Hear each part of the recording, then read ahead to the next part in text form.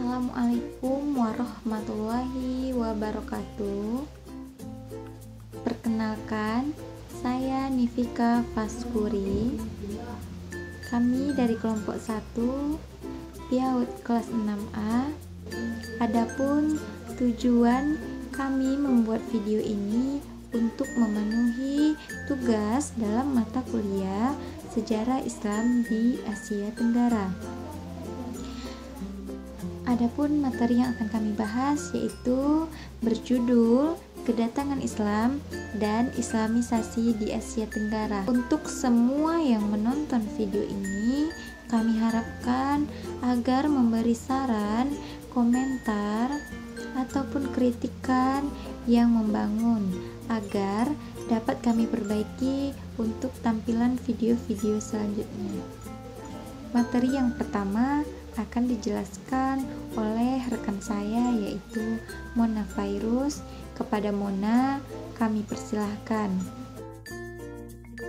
Assalamualaikum warahmatullahi wabarakatuh. Saya Mona Fairuz dari kelompok 1 yang akan membahas tentang datangnya Islam atau Islamisasi di Asia Tenggara. Baiklah, di sini saya akan menjelaskan yang pertama tentang pengertian Islam Asia Tenggara.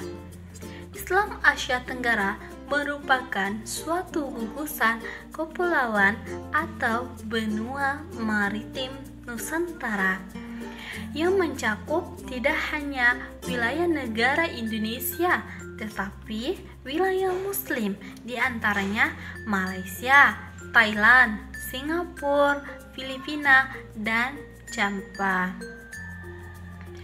Islam Asia Tenggara sering disebut dengan Islam Malaysia Indonesia karena banyak peneliti menyebut bahwa Islam Indonesia untuk menggambarkan Islam Asia Tenggara karena Indonesia memiliki penduduk yang beragama Islam di dunia. Indonesia sering disebut dengan negara muslim terbesar di dunia, yaitu sekitar 88,7% atau 235 juta penduduk Indonesia beragama Islam. Menurut Jebenda, membagi 3 wilayah Islam Asia Tenggara. Yang pertama, Islam Asia Tenggara yang diindiakan, yaitu di Indonesia. Yang kedua, Islam Asia Tenggara yang dicinakan, yaitu di Vietnam. Yang ketiga, Islam Asia Tenggara yang dispanyolkan, yaitu di Filipina. Baiklah, pembahasan yang kedua tentang histori dinamika Islam Asia Tenggara.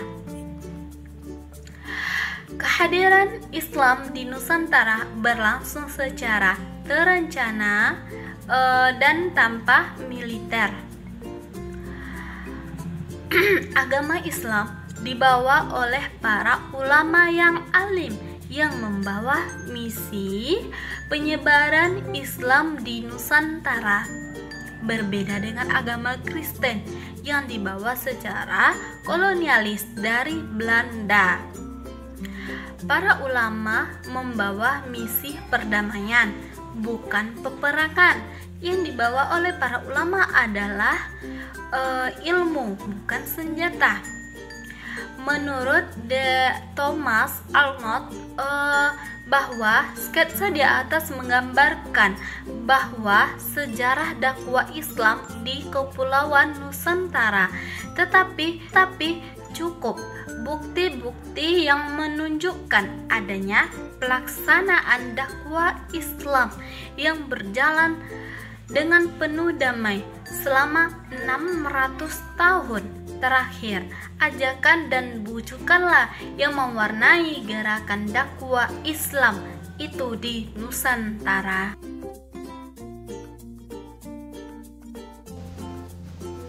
Selanjutnya, materi yang kedua akan dijelaskan oleh saya sendiri.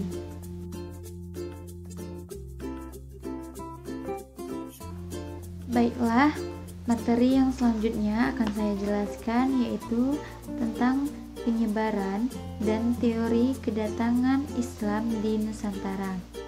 Adapun menyangkut kedatangan Islam di Nusantara, terjadi perdebatan panjang dan perbedaan pendapat di kalangan para ahli.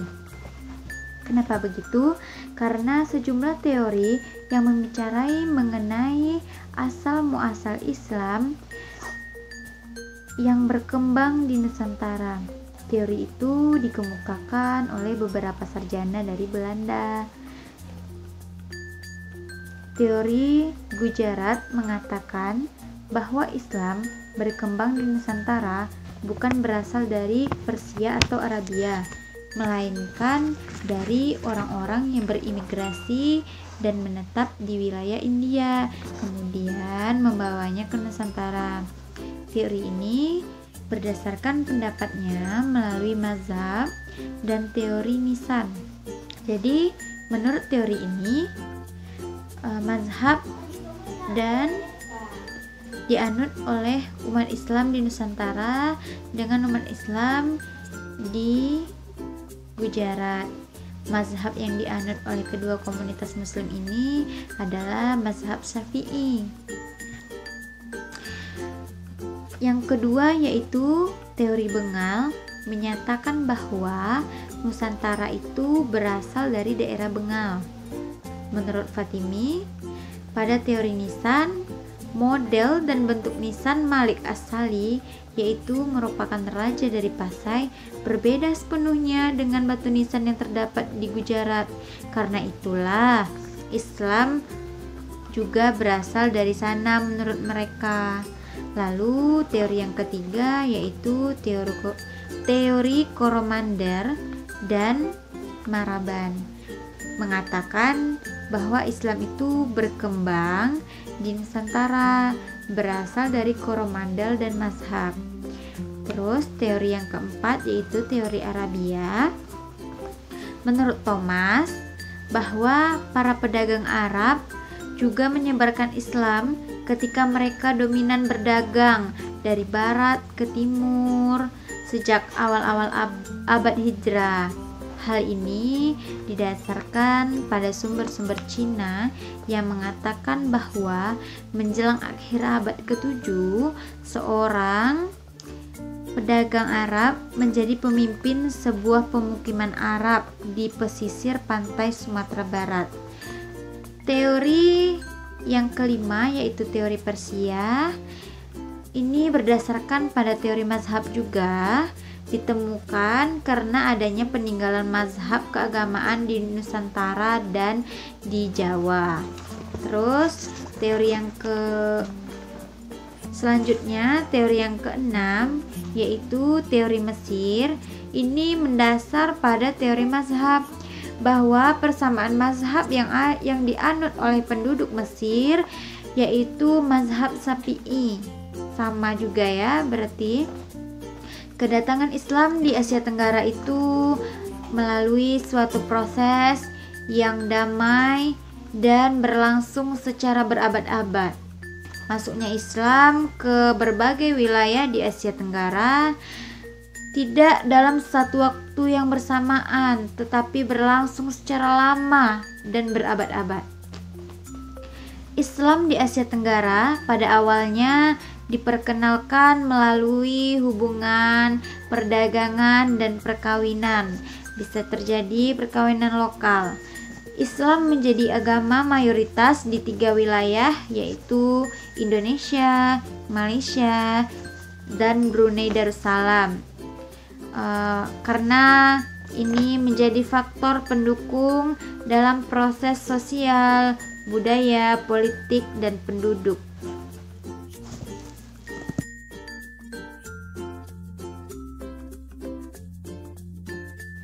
Dan materi yang ketiga akan dijelaskan oleh rekan saya yaitu Rizky Novita Haris.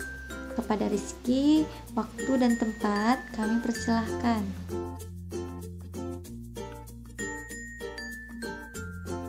Assalamualaikum warahmatullahi wabarakatuh. Saya Rizky Novita Haris dari kelompok 1 akan membahas tentang kedatangan Islam dan Islamisasi di Asia Tenggara.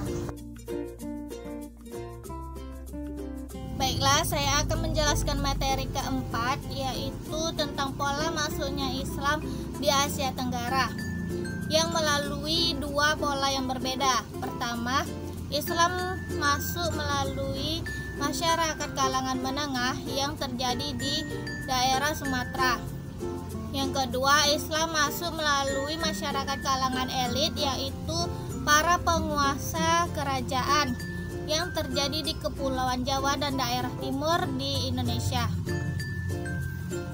Di Pulau Sumatera, pada abad ke-7 Masehi, Islam masuk melalui pusat perdagangan rempah-rempah dan melalui para pedagang Arab yang berlabuh di daerah sekitar Sumatera. Di Pulau Jawa,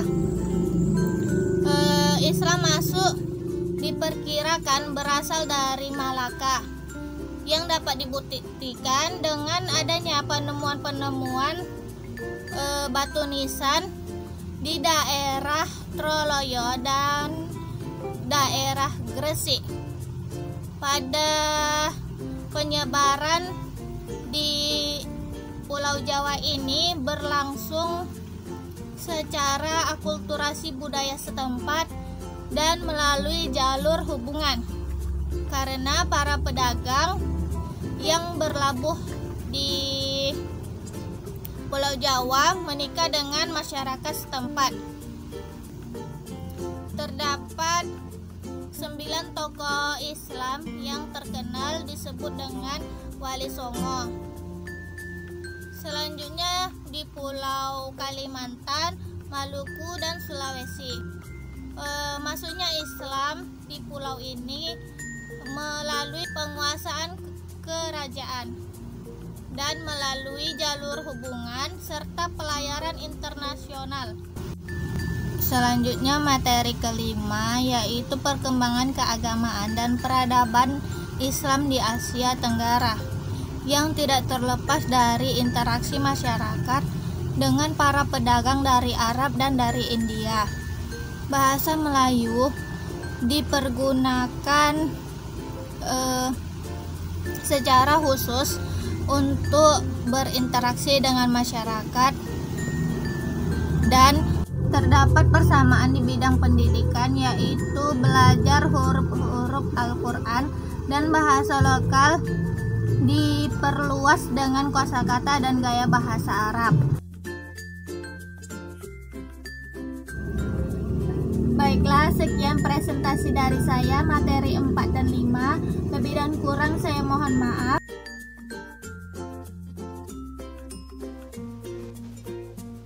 Baiklah, itu penjelasan dari kami.